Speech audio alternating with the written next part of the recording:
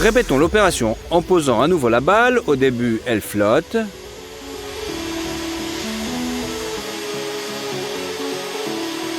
Puis la déformation commence. Plus elle est importante, plus la balle s'élève. Jusqu'à ce qu'elle tombe à nouveau hors du courant. C'est encore la même histoire. Plus la déformation est importante, plus la balle s'élève. Mais elle finit toujours par tomber. Regardez-la de plus près. Elle se gonfle progressivement comme un grain de pop-corn sur une poêle. Puis lorsque sa forme est trop irrégulière, elle tombe sous son propre poids.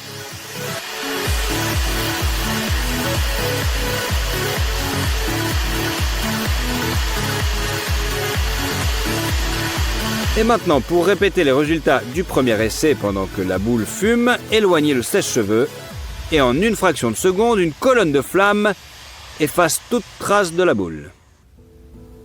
En fait, on peut faire plus simple. On perce la boule avec un tournevis et on la place sous le sèche-cheveux.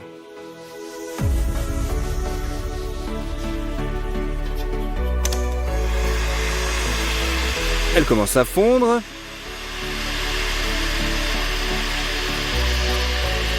Puis à dégager d'énormes quantités de fumée, mais pas de feu cette fois-ci.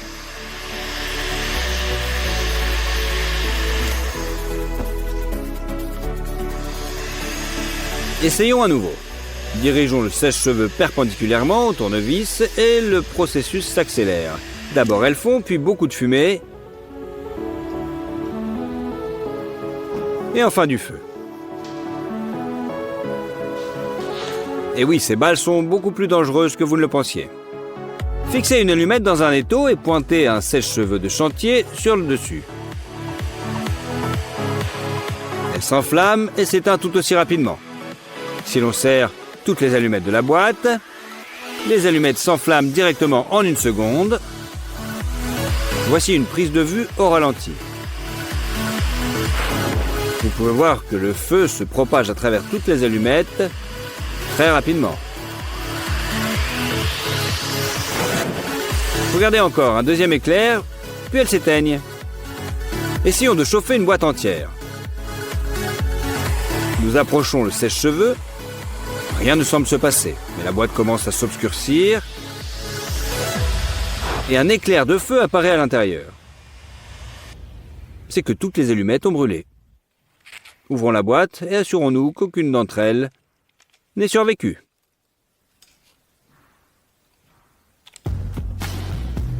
C'est maintenant au tour du briquet. On va mettre un sèche-cheveux et voir ce qui va se passer. Tout est calme et en une seconde, un coup de feu retentit. Regardez maintenant au ralenti. Le plastique fond, le gaz jaillit et le briquet est projeté au loin. Même résultat à chaque fois. Essayons de le serrer dans un étau cette fois. Nous chauffons le briquet.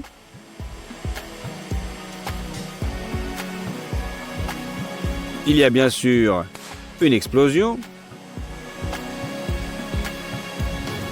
Puis une autre.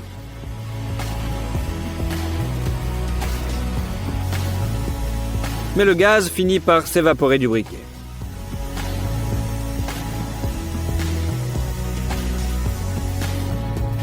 Au deuxième essai, le résultat est le même. Mais il n'y a pas de gaz.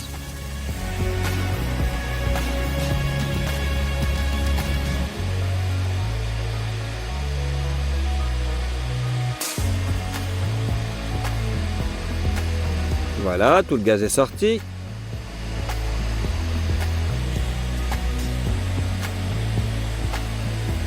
Maintenant, le plastique fond. Alors, nous allons essayer maintenant avec plusieurs. Jusqu'à 5 briquets dans un étau. On allume le sèche-cheveux. On essaye de les chauffer uniformément. Et ils éclatent l'un après l'autre. Mais toujours pas de feu ni même de fumée.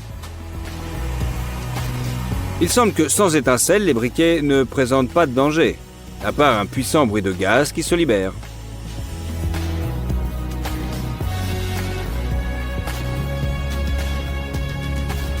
Prenons un rouleau de papier toilette. Voyons ce que notre sèche-cheveux en fait. La vidéo devrait être accélérée car le processus n'a pas été rapide. On peut voir que le papier change progressivement de couleur, mais il n'y a pas encore de feu. Mais nous n'allons pas abandonner, nous dirigeons toute la chaleur vers un seul point.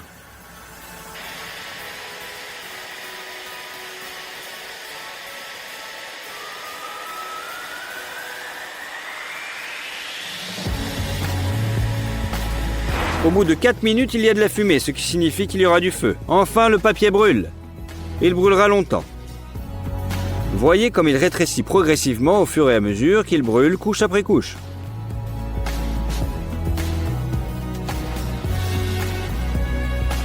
Nous ferions mieux de l'éteindre avec un flacon en verre, un verre tout simplement. Voilà, pour éliminer l'oxygène. Mais c'est un spectacle très intéressant, je vous l'accorde. Prenez une canette de soda et mettez un sèche-cheveux à côté à pleine puissance. Bon, je vous accorde qu'il faut attendre un petit peu, car même un sèche-cheveux de chantier ne veut pas chauffer aussi vite. Au bout de 6 minutes, la canette cède enfin, ou plutôt, le liquide à l'intérieur jaillit. Arrachant le couvercle, regardez cette fontaine au ralenti. Quel jet puissant! La mousse s'est envolée pratiquement jusqu'au plafond et maintenant elle fume, tant le cola est chaud. Regardez cette coupe parfaite. Bon, il est temps de passer à la bouteille en verre. Installez le sèche-cheveux et regardez.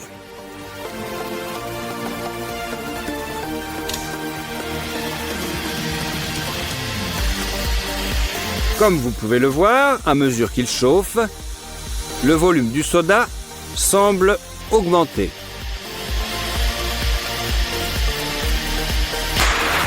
Au bout de 8 minutes et demie, nous obtenons enfin le résultat, une énorme fontaine de cola jaillit de la bouteille faisant sauter le bouchon. Regardez comme c'est beau au ralenti. La mousse frappe le plafond et se répand dans tout le studio. La fontaine s'est avérée vraiment énorme. Puis elle s'est transformée en une pluie de coca. Eh oui, regardez. Il reste vraiment peu dans la bouteille. Presque tout le cola a été libéré après avoir été chauffé. Eh oui, il ne brûle pas.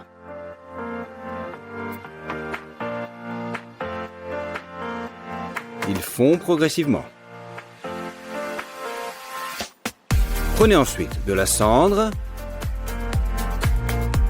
et trempez-y le sucre.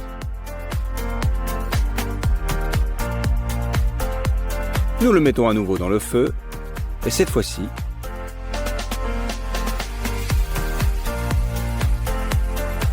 il commence à brûler. Même si on l'éloigne de la bougie, le feu ne s'éteint pas et le sucre se met à croustiller avant d'exploser. C'est comme ça que ça s'est passé. Mais il arrive aussi que le sucre brûle sans exploser.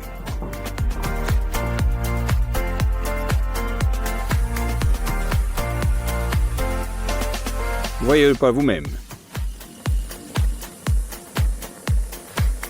Pourquoi penses-tu qu'il a commencé à brûler?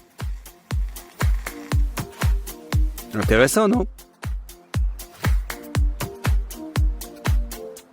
Remplissez un verre d'eau jusqu'en haut avec du sucre raffiné.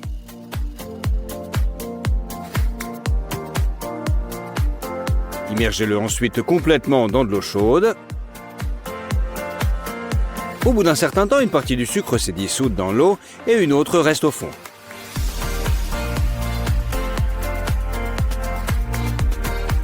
Ajoutez maintenant un peu de dioxyde de manganèse au liquide.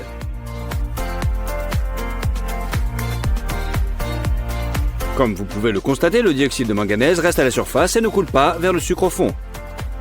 Même si nous commençons à le remuer dans de l'eau ordinaire, En revanche, la solution de manganèse descend immédiatement au fond et se mélange à l'eau. On a beau remuer, le résultat est le même, et au bout de 20 minutes, le liquide devient brun.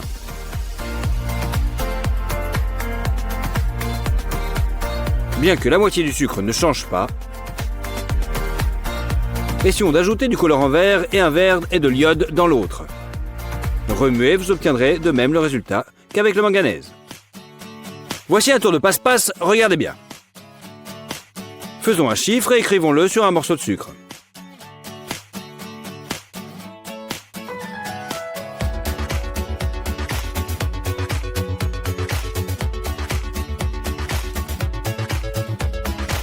Mettez-le dans l'eau et remuez. Tenez votre main au-dessus de l'eau et le nombre apparaît miraculeusement dans la paume de votre main.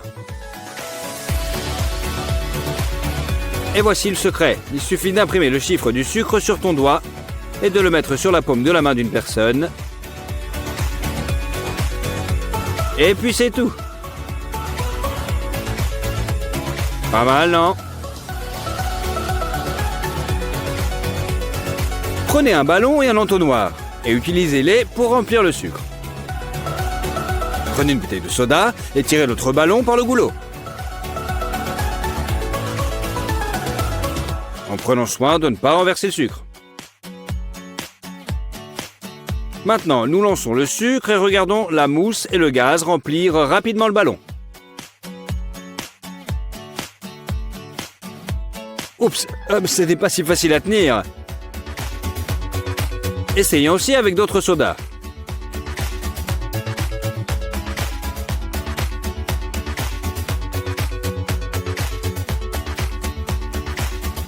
C'est toujours le cola qui est le plus puissant.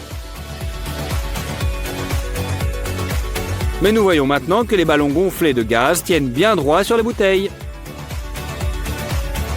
Placez une planche de bois sur une plaque de cuisson et versez-y du sucre. Puis ajoutez-y du manganèse sec. Nous mélangeons ces substances avec un bâton. Puis nous commençons à les presser, les transformant en une poussière homogène. Un peu plus de pression. De pression, je voulais dire, et le feu jaillit. Quelle flamme puissante!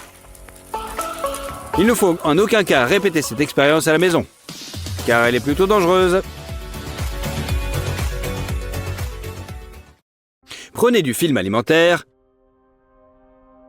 et faites-en 2 carrés égaux.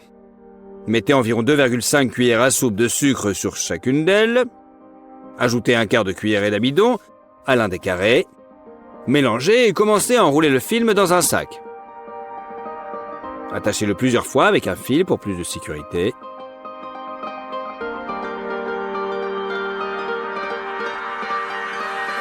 Faites de même avec le deuxième fil, mais avec un fil d'une autre couleur. Coupez l'excédent et mettez les 2 sacs dans un bol avec de l'eau pendant 30 minutes.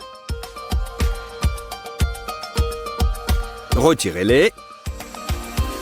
Ajoutez maintenant de l'iode dans le bol d'eau et dissolvez-le. Suspendez nos sachets au-dessus de la solution et couvrez-les d'un couvercle.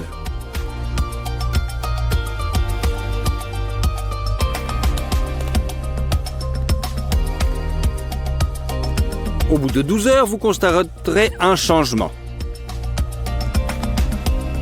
Saupoudrez le sucre pour plus de clarté.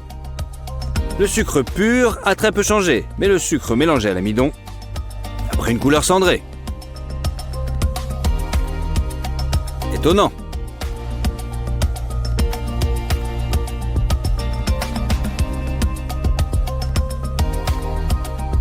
Versez quelques cuillères de sucre glace dans un bol, puis du bicarbonate de soude.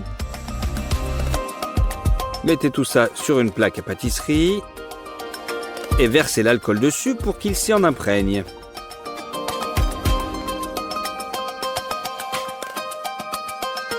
Voilà comme ceci. Versez notre mélange sur le dessus. Lissez-le. allumez l'alcool. Une réaction chimique se produit immédiatement. Le mélange commence à se transformer en pousses de champignons noirs. Comme les monstres de la série télévisée One of Us. Cela donne la chair de poule, non? Mais c'est aussi fascinant. Et voici ce qu'il reste à la fin.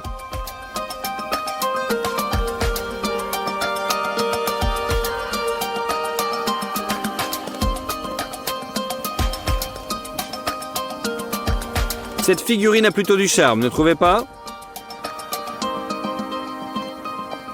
Un vrai décor pour un film d'horreur.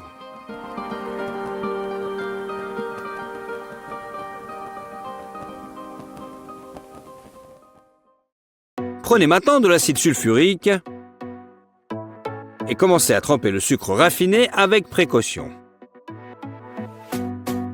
Ajoutez-en un petit peu à la fois. Et le sucre commence progressivement à devenir noir. Continuez jusqu'à ce que tout le sucre devienne noir. Maintenant, regardez, vous pouvez voir le liquide commencer à s'écouler du sucre. Puis il commence à se déformer. Et à grossir.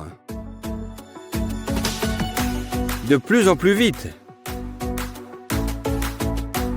Du gaz commence déjà à se dégager et le sucre lui-même semble bouillir. Enfin, la réaction est terminée, transformant le sucre en une masse noire, molle et collante.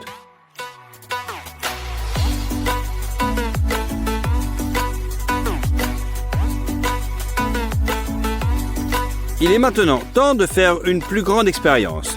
Remplissons le bocal de sucre à peu près à moitié et passons maintenant à la partie la plus dangereuse. Versons l'acide sulfurique à l'intérieur et commençons à remuer le tout aussi vite que possible avant que la réaction ne commence.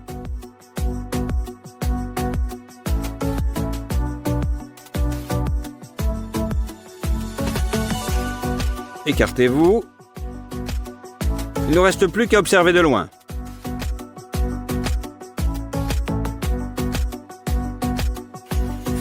Une fois de plus, la substance commence à devenir progressivement noire, puis du gaz, de la fumée apparaissent, avant qu'une énorme chose noire ne commence à sortir du récipient. Cela ressemble à une limace venue de l'espace, et c'est un mélange plutôt impressionnant. Comme vous pouvez le constater, la masse est bien plus importante que le volume occupé par le sucre et l'acide. Regardons de plus près. Ce truc est chaud. Cassez un morceau. On va y arriver.